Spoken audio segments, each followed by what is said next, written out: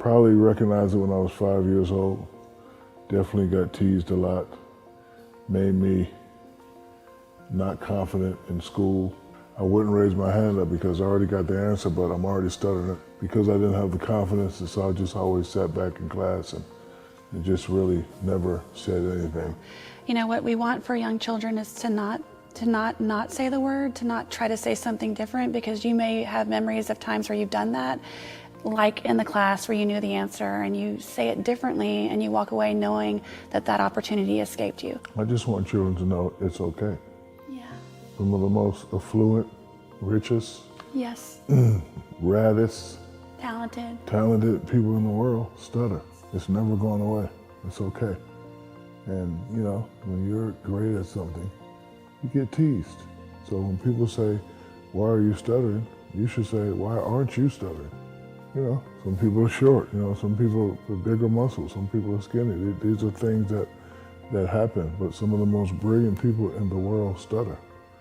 So, you know, once I learned to feel more confident, I kind of forgot I was a stutterer. You know, I was thinking about you in the classroom and how you didn't, you know, answer the question. One of the things that we're doing at a national level is changing legislation so that when a speech pathologist has a child in the school, the accommodation isn't, listen, Shaq stutters, so don't call on him. Shaq stutters, so, you know, he doesn't have to do any group presentations. Shaq stutters, so don't expect him to raise his hand. I used to hate doing group presentations. And so did you find that you got out of it? I'd rather take the low grade. And that's just it, and that's what we see, and oftentimes the speech pathologist accommodates that. And so we're trying to change that so that the person who stutters actually gets called on more. The person who stutters is the first person to be asked to give the presentation, is, you know, the person who's asked to ask more questions. What do you think about that? I mean, I think that would be a great thing. And then, because see, when I was in college, I was taking a speech class. We had to present. Wasn't no getting away around it. And if I didn't present, I'm not going to pass. I don't pass, I don't play. I don't play, I don't get drafted. So I'm terrified. So I went to my professor, and he worked with me. He worked with me. Said, okay, like every day for like a month. So now when I got up there, I still stuttered a little bit, but I got through it. I got a low B, but you know that counts. I don't want to use the word force, but in that situation, I just said to myself, okay, I have to overcome this right now. And it sounds like the more that you make yourself communicate, especially in those challenging situations, the easier that it is. Yes, but again, it never goes away, and I still stutter to this day. So that's always like my little secret trick. But once I said to myself, it's okay. I think that's the greatest trick, is saying it's okay, Yes. and then also making yourself do it. One 12-year-old boy said to me, when speech language pathologists have tried to get me to talk without stuttering, they were essentially trying to get me to not talk, because when I talk, I stutter.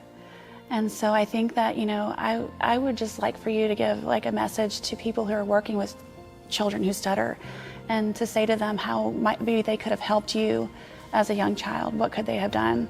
Like, you can't tell a guy talk without stuttering. We stutter. We're going to stutter.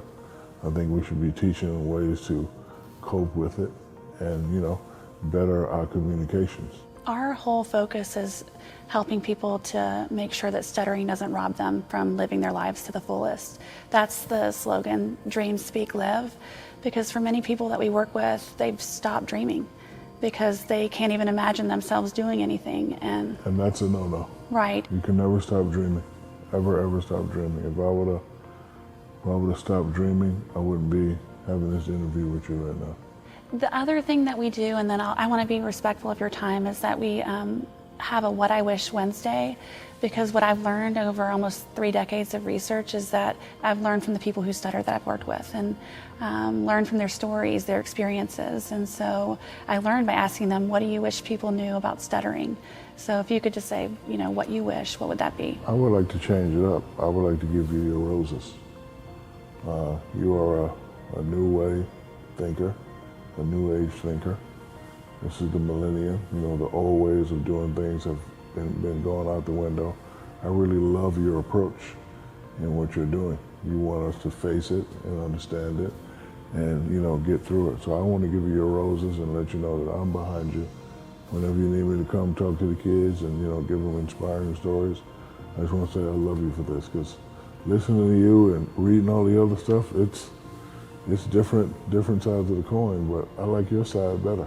And I like the way you're doing things, and I respect you, and thanks for having me. Thank you. You know, tell the world it's okay, and I really mean that. It's okay. Stuttering is not going away. And I really like your approach, and whatever you need me to do to help you get the word out on how to deal with this, I'm behind you. Thank you so And I much. commend you. Thank you very much. Yes, Thank thank you. you.